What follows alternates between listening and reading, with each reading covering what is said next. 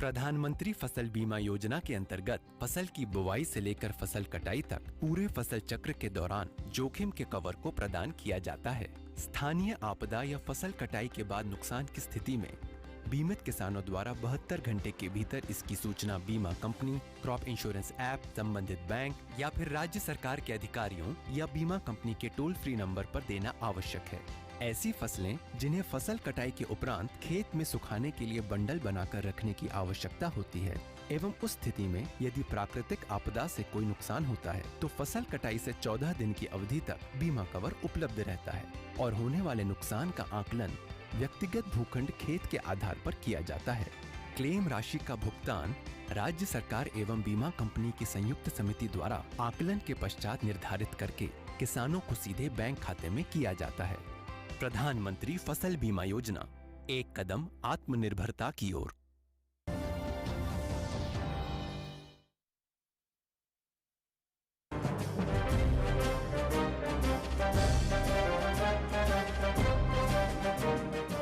आप संगठित शक्ति से शांति और अहिंसा पूर्वक आत्म बलिदान करने के लिए जल्द से जल्द तैयार हो जाइए। न मालूम कब बिगुल बज उठे।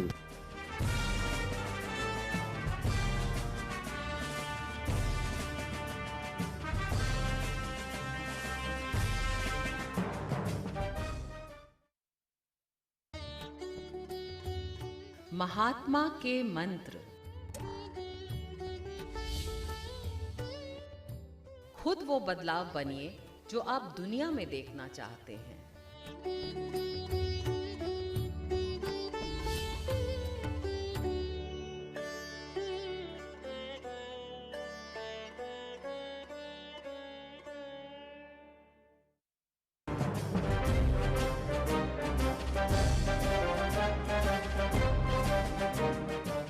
Countrymen and friends, let us therefore carry on the fight for liberty inside India and outside India with all our strength and vigor.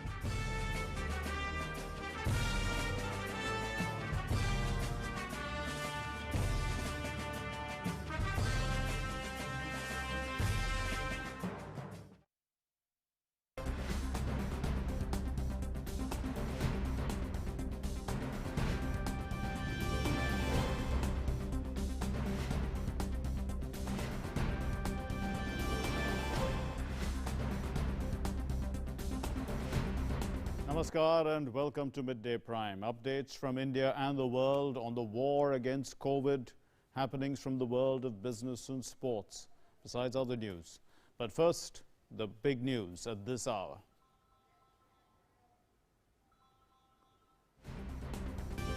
Financial benefit to farmers under PM Kisan scheme. The PM to release 19,000 crore rupees to 9.5 crore farmers through DBT. The scheme tomorrow.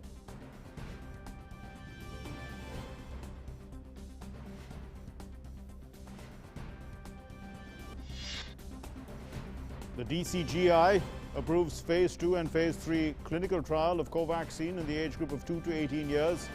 Bharat Biotech to conduct trials in 525 healthy volunteers. National Technical Advisory Group on Immunization recommends for increasing jabs between 2 doses of Covishield to 12 to 16 weeks. eSanjeevani extends service to over 50 lakh patients. 1,500 doctors serve patients remotely through the National Telemedicine Service. Few states work towards rolling out special home isolation OPDs.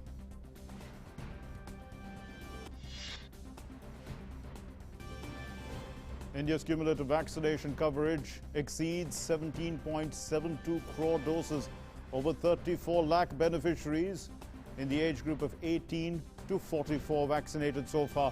More than 18.94 lakh vaccine doses administered till now.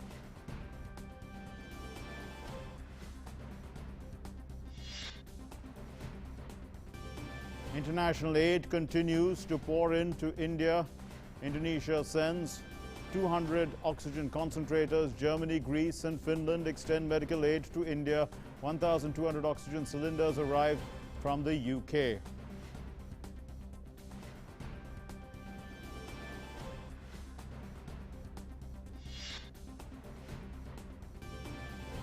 Tension escalates in Israel-Gaza violence. At least 65 killed in Gaza, 7 in Israel as clashes intensify. The Israeli Prime Minister Benjamin Netanyahu vows to end clash between Arabs and Jews. The US President Joe Biden shows solidarity with Israel, tells Netanyahu Israel has a right to defend itself.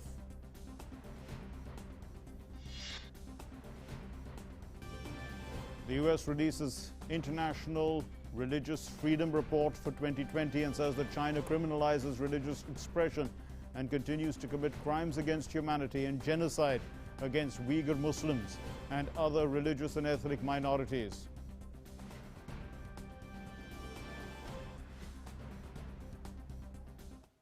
So let's begin with the big story.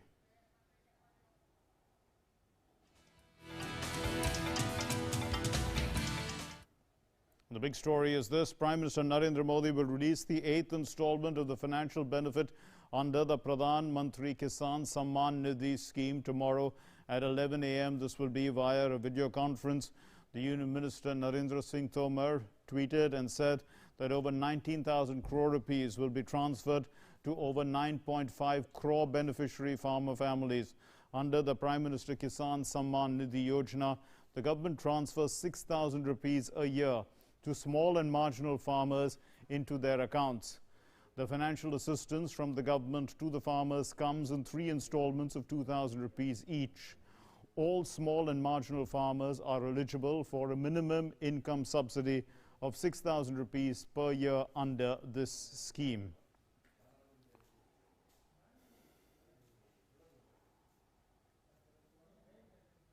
And moving on to the other big story of the day, well, Bharat Biotech has been granted permission to conduct phase 2 and phase 3 trials. This is for COVID vaccine Covaxin, and this is for the age group of 2 years to 18 years. So the expert panel of the Central Drugs Standard Control Organization has recommended the conduct of these trials. The Drugs Controller General of India has accepted the recommendation of the Subject Expert Committee, that's the SEC.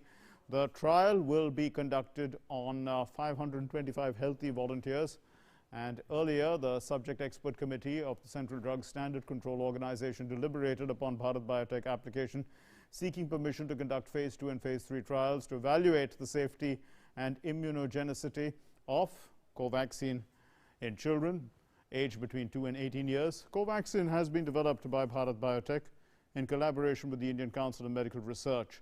And this vaccine is currently being used nationwide in the vaccination drive, and this is for the vaccination of people above 18 years of age.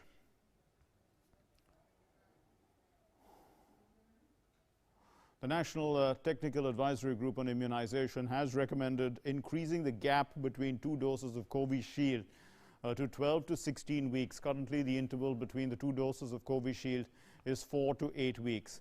Earlier in March, the Centre had written to the states and union territories to increase the gap between the 2 doses of Covishield from 4 to 6 weeks to 4 to 8 weeks.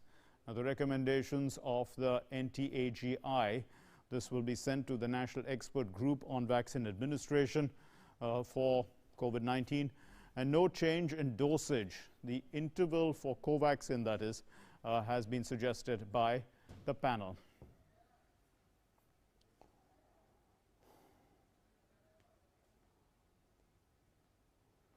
The Union Ministry of Health and Family Welfare has released the data of the number of consultations given under the flagship national telemedicine service eSanjeevani in 1 year since its launch in April of 2020. So the telemedicine service has so far served over 50 lakh people in 31 states and union territories of the country. And according to the ministry, the telemedicine service has served over 50 lakh people so far. Tamil Nadu is the first state to record over 10 lakh consultations on eSanjeevani. The number of consultations in Tamil Nadu stands at 10,44,446. That's followed by Karnataka with 9,36,658 consultations so far. Uttar Pradesh has recorded about 8,42,643. Andhra Pradesh has recorded 8,35,432 consultations so far. Madhya Pradesh and Gujarat have reported over 2 lakh consultations each, and Bihar, Kerala, Maharashtra and Uttarakhand have reported over 1 lakh consultations each. The eSanjeevani initiative is operational in 31 states and union territories of the country, and daily, in fact, and around 40,000 patients across the country daily are using this contactless and risk-free modality of healthcare services delivery. There are 2 modules, in fact, of eSanjeevani ABHWC. The doctor-to-doctor telemedicine platform has been implemented in over 18,000 health and wellness centers, and by December 2022, telemedicine would be operational at 1,55,000 health and wellness centers, and in all over 21,000 users, including specialists, doctors, community health officers, have been trained for this platform. The other module we are talking about is the eSanjeevani OPD. Now, this has been rolled out in 28 states and union territories. Over 350 OPDs have been set up on eSanjeevani OPD, and over 300 of these are specialty OPDs. So over 30 lakh patients have been served through eSanjeevani OPD, which is free of cost. So let's move on to our developing story now.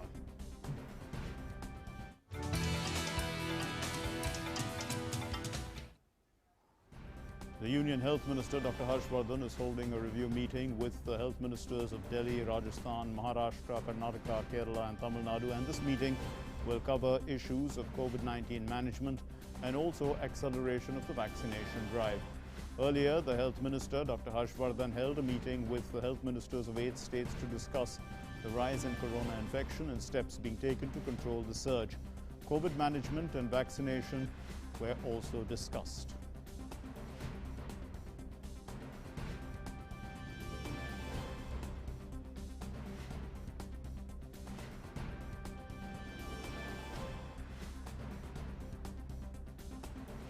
Well, the cumulative number of COVID-19 vaccine doses administered in the country has exceeded 17.72 crore today under phase 3 of the vaccination drive. A total of 72 lakh 14,256 vaccine doses have been administered through 25 lakh 70,537 sessions as per the provisional reports till 7 o'clock this morning. 4,31,285 beneficiaries in the age group of 18 to 44 years received their first dose of COVID vaccine in the last 24 hours, and cumulatively now 34,80,618 across 30 states and union territories since the start of phase 3 of the vaccination drive. So nearly 19 lakh vaccination doses were administered in the last 24 hours.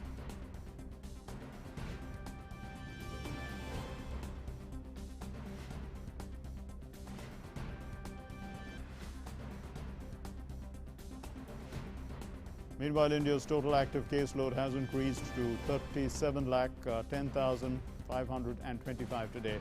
It now comprises 15.65% of the country's total positive cases. 3,62,722 new cases were registered in the last 24 hours. 10 states reported 72.42% of the new cases in the last 24 hours. Maharashtra has reported the highest daily new cases, followed by Kerala and Karnataka. And the mortality rate across the country currently stands at 1.09%. India continues to put up a strong fight against COVID-19, and the country continues mass-scale COVID-19 testing. As per the ICMR, 18,64,594 samples were tested on May 12, taking the cumulative total to 30 crore 94 lakh 48,585.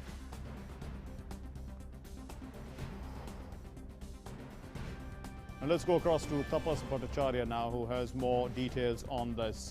Tapas, good to be chatting to you once again. So we've talked a little bit about the vaccines. That's crucial. And, you know, the important thing is the decision for clinical trials for Covaxin for children from 2 to 18, as well as the extension now for the period of time between the first dose and the second dose of Covishield to 8 to 12 weeks. So give us an idea as to why, give us the reasoning behind this.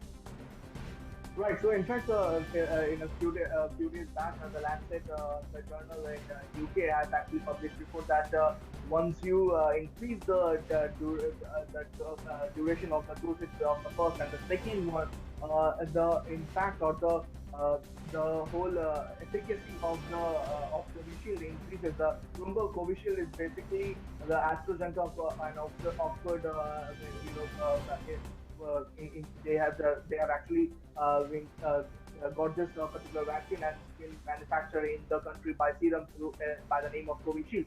So it was proven by a report that if one increases the number of days, the duration of the first and the second dose, the impact and efficacy increases considerably, and that's also the reason why, based on certain reports on that, and also the test reports done in the UK as well as in India, it was found that it is best to increase the number of increase the number of gap between the two dosage that is there. So that is one point. And the second one, we spoke about the fact that Covaxin got the approval. It's a huge achievement, because once the people are talking about, the experts are talking about the fact that the third wave, once it gets going, it has a possibility of impacting the youngsters, and keeping that in mind, Covaxin's impact, Covaxin's study on the phase 2 and phase 3 trials, especially on a 2 to 18-year-old, will be a huge achievement if they can come out with that. They also have to showcase they have to give the study details to the ICMR and the government and the Drug Controller General, and they have to come out. They have to give the phase 2, phase 3 the interim report also. But given the fact that one has to plan ahead, it is a big step by Covaxin and big step by the Drug Control General of India to provide to start this particular testing for this particular population that we are talking about, if one has to prepare for the third wave of the virus. So that is another part. The third part that you spoke about earlier, that the Union Health Minister is having a meeting with almost six states health ministers, Maharashtra, Karnataka, Kerala, Tamil Nadu, Rajasthan, and Delhi. All these states, and earlier yesterday also they had meetings with 7 states. The important part that the health minister and the union government is talking about is the fact that most of the states are not keeping 70% vaccination for the second dose. That's what the Union Health Minister as well as the Union Government is emphasizing, the fact that one has to have 70% of the dosage for the second dosage.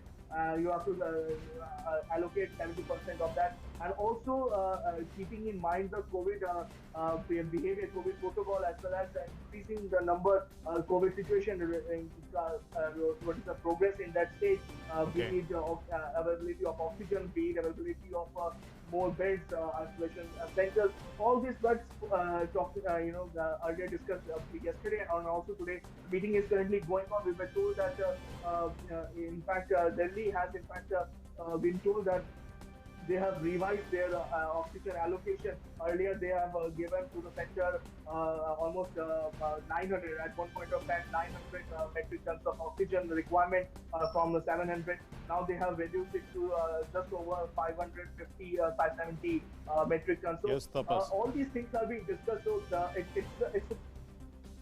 we have to understand which state,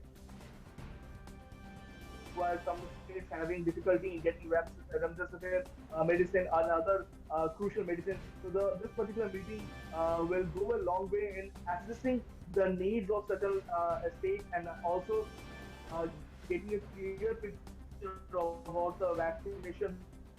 Yes, Tapas. So you've given a very comprehensive answer there, Tapas, but I want to emphasize the other point on the Covishield, the extension of the duration between the first and the second phase, second dose of the vaccine. Also, the fact that when you do that, also the vaccine becomes more efficient, the efficacy of the vaccine over a longer period of time. you know, because the duration, if you do take the vaccine earlier also, then, you know, the period of time is lessened for its efficacy. But when you take it after a longer period of time, then, you know, it extends the duration of your immunity, I believe. That's also one of the arguments that can be put forward. But thanks very much for joining us, and let's move across then to our next story. Now, the union government is continuously engaged in the allocation and supply of medical equipment and medicines to the states and union territories received from the various countries. The Health and Family Welfare Ministry has said that a total of 9,284 oxygen concentrators, over 7,000 oxygen cylinders, 19 oxygen generation plants, 5,933 ventilators and BiPAP machines, and more than 3,44,000 remdesivir vials have been dispatched to the states and union territories so far. The Health Ministry said that global aid has been delivered to the states and union territories to strengthen and supplement their COVID response. The central government is ensuring a streamlined and fast delivery of the global aid through faster customs clearances. So the Indian Railways has delivered tons of liquid medical oxygen to various states across the country, and the first oxygen express to Chennai was on its way from Durgapur, carrying oxygen in its containers, and this will ensure uninterrupted supply of oxygen for COVID-19 patients in Tamil Nadu. Oxygen Express continues to offload significant amounts of LMO in the NCR. The Oxygen Express carrying 105.81 metric tons of LMO from Angul in 6 tankers arrived in Faridabad this morning. 3,817 metric tons of oxygen relief has been delivered through 207 loaded tankers in Delhi, Faridabad and Gurgaon so far. Meanwhile, international aid continues to pour in. A consignment of 200 oxygen concentrators from Indonesia reached the Delhi airport in the early hours of the morning. Also, aircraft carrying 176 ventilators from Germany, 324 oxygen cylinders from Finland, 10 oxygen cylinders from Greece. They landed in Delhi at the airport.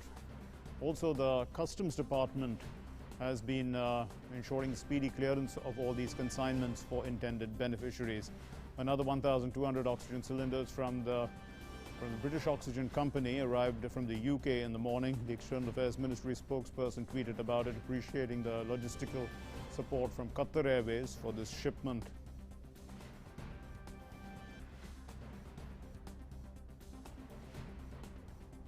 And Abhishek Jha now puts this into perspective for us. Abhishek, aid pouring in from different parts of the world continuously, you know, to help us in this time when the second wave continues to surge, but it's coming down, of course, with the help of all this aid, one would say. Just put it into context for us how this aid is being distributed and how it's being targeted, in which areas, how the government machinery is operating to finally get the aid that comes in through the airports to the final destinations. Of all the ministry, especially Health Ministry, Foreign Affairs Ministry, members from NITI Aayog, and all from members from Finance Ministry, all are there, and they beforehand prepare for the consignment that are going to be landing in countries somewhere in Delhi or in Chennai or in some other areas. And accordingly, a plan is laid that when the consignment is reaching to the destination, how the required custom clearance can be given quickly, how soon these consignments of resources and equipment can be deployed to a particular location where it is designated. Because we have seen recently, like those equipment reaching to Delhi are also being sent to Bhopal, Patna, in some cities of UP or down south.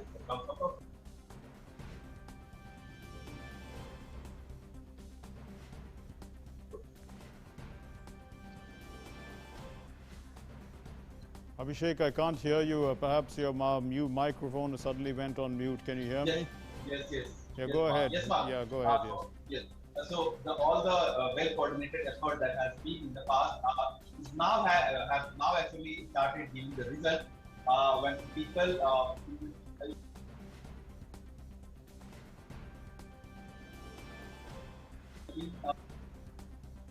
I think there seems to be some sort of problem, Abhishek, but thanks very much for those inputs. Abhishek, putting into context the global aid that is coming in from all across the world. Now, moving on then, the government has said that Made in India ventilators have strengthened infrastructure of hospitals for efficient COVID management. The Health Ministry said that the centre has been supporting the efforts of the states and union territories for effective management of COVID patients in hospital care under the whole of government approach. And this has been happening since last year. So the ministry says that there have been some media reports which suggest that the government of India supplied ventilators to GGS Medical Hospital, Faridkot, Punjab, and are lying unused as a result of technical glitches which have not been resolved due to poor after-sales support by the manufacturers. So it says that these reports seem to be unfounded. They are not with the full information on the matter. And with reference to the recent media report regarding 71 of 80 AGVA made ventilators being non-functional or faulty at the GGS Medical Hospital, the ministry has clarified that 88 ventilators have been supplied by Bharat Electronics Limited and 5 by AGVA. And after successful installation and commissioning, these ventilators were provided with final acceptance certificate by the hospital authorities. BEL has informed that the bulk of the ventilators at GGS Medical College and Hospital, they are not faulty. As they are being reported in the section of the media, they are not faulty is what the government says. The Union Health Secretary had written to 7 such states that they had on the 11th of last month, in fact, which still have more than 50 ventilators lying uninstalled with them for the last 4 to 5 months. And they have been requested to get the installation expedited so that these ventilators can be put to optimal use. Now, the ministry has said that BEL will continue to provide all the technical support required by the state in meeting the ventilator requirements during this pandemic situation.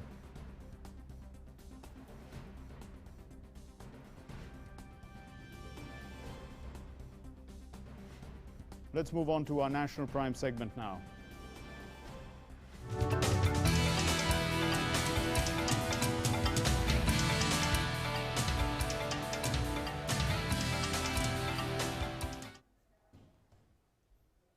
In order to control the spread of coronavirus in Maharashtra, the government there has been under the Break the Chain initiative and has extended the ongoing restrictions till the 1st of June 2021.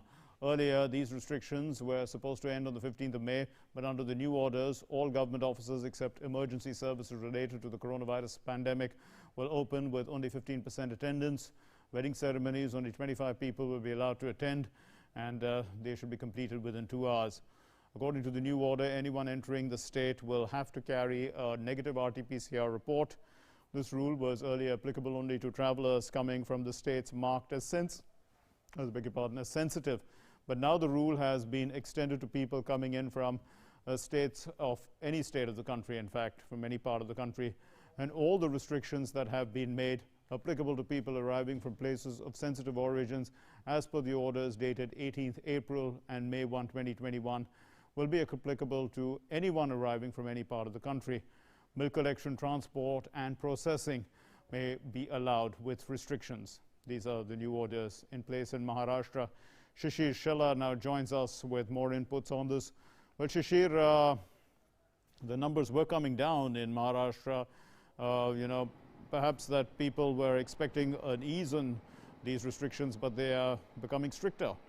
Can you put that into context for us? Well, absolutely, Mark. The Maharashtra government today have passed an order stating that now the strict restrictions will continue till 1st of June here. Well, obviously, yesterday there was a meeting in Maharashtra, the cabinet meeting, and most of the ministers are of the view that these numbers which are reducing currently is because of the strict restriction imposed by the government. Okay. And if government continue with this, then probably we may see a further decline in the positivity percentage that Maharashtra is witnessing at this point in time. And that's the reason state government have come out with the stricter restrictions till 1st of June here. Though some of the essential services have been given free hand, they can work as the way they want, because that's what quite important here. But apart from that, The government office has been allowed to work with 15% of the total workload here. The private offices have been told to shift to work from home mode as it was told earlier. So the current lockdown was supposed to end on 15th of May. But now looking at these numbers, the state government have taken decision to extend it for another 15 days here. If you look at especially the numbers, in terms of number, in the first week of the May, the Maharashtra registered almost 60,000 plus cases every day. But if you look at the yesterday's number, yesterday nearly 48,000 cases was registered. Now another positive aspect here is that the people who have been recovered so far has increased here, and that's the reason the recovery rate of the state has gone to almost 88%. Now this recovery rate is quite higher compared to any other state in the country at this point in time. Yes. And that's the reason the state government is focusing quietly to reduce this number further. Even though the 48,000 numbers that Maharashtra has registered yesterday is quite higher than what the Maharashtra has registered during the first wave. Okay. And that's the reason state at this point in time taking a stricter action and try to impose these restrictions at every part in the states here. Because there are some of the cities in different parts of the state and some of the districts also witnessing a higher number. And that's the reason Maharashtra government want to reduce those number. The local administration at various locations in the states have already said that the strict lockdown may be imposed in some of the cities in the Maharashtra so that the number may reduce. Now, during these 15 days, the Maharashtra government is focusing on to increase the infrastructure facility here. First of all, they want to focus on the vaccination drive because Maharashtra so far has received maximum vaccines and state has administered almost 1,91 lakh vaccines so far across the state here. And going forward also the state government is just, even yesterday the Maharashtra Health Minister have said that they are going to issue a global tender, especially the Municipal Corporation of Mumbai have already issued the global tender. On 18th of this, the tender will be closed and probably the state will give the order for the vaccination here. Nearly 1 crore of doses that the BMC have said that they will ask from the manufacturers here. That's why they have actually floated the tender here. So obviously, on one hand, the state government want to reduce the number. On the other hand, they are actually trying to increase the health infrastructure and also giving vaccine to the people so that probably by end of the June, probably we may see that a much big decline, especially in the positive cases in Maharashtra. Thanks very much, Shishir, for those inputs. So Maharashtra definitely consolidating on the gains that it has made with stricter lockdowns. Now moving on then, in Assam, new guidelines in urban and peri-urban areas have come into force this morning.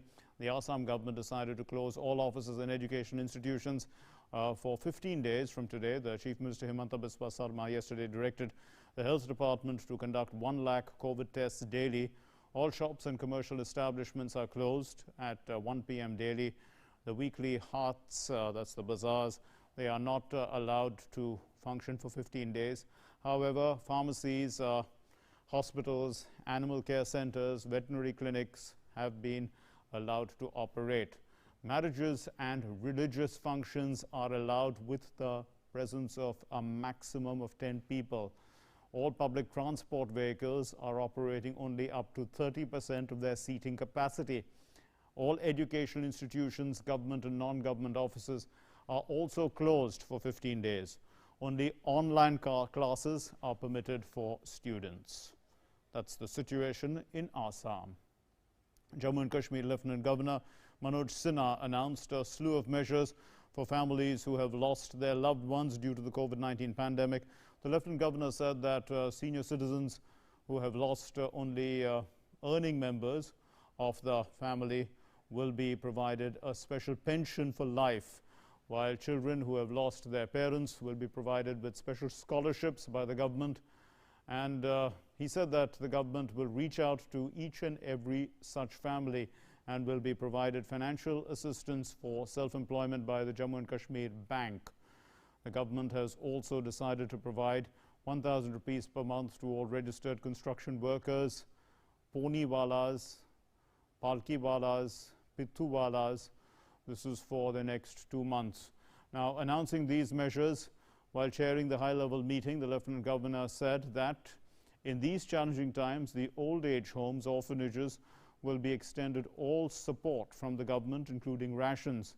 And he further added that the government will ensure the supply of ration to all ration card holders on a priority He mentioned the topmost priority is to defeat the pandemic with people's participation and urged all to follow COVID-appropriate behavior and get themselves vaccinated.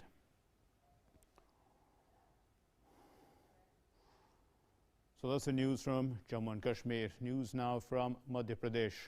And an announcement by the government of Madhya Pradesh has brought big relief for families of COVID-19 patients. This is as the nation continues to battle against the pandemic. And Madhya Pradesh's Chief Minister Shivraj Singh Chauhan announced a pension scheme. This is for the families who have lost their sole breadwinners to the coronavirus. According to this scheme, such families will be given a pension of 5,000 rupees each, and the education for children of these families will be made